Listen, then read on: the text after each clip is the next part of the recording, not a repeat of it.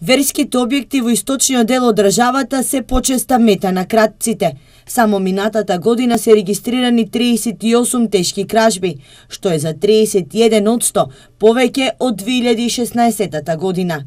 Половина од кражбите се расветлени, а за останатите половина полицијата се уште работи на терен.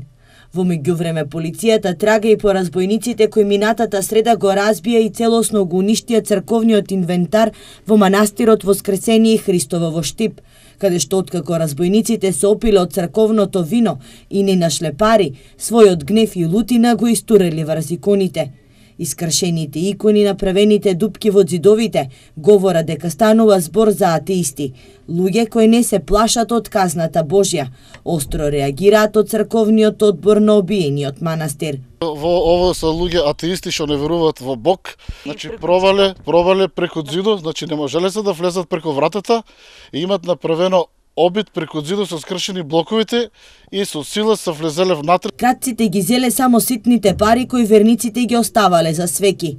Неколку месингени крста и 20 литри зејтин. Внатре е хаос, значи тотален хаос. Хаос невиден. Се е испокршено? Се е испокршено, се. Иконите?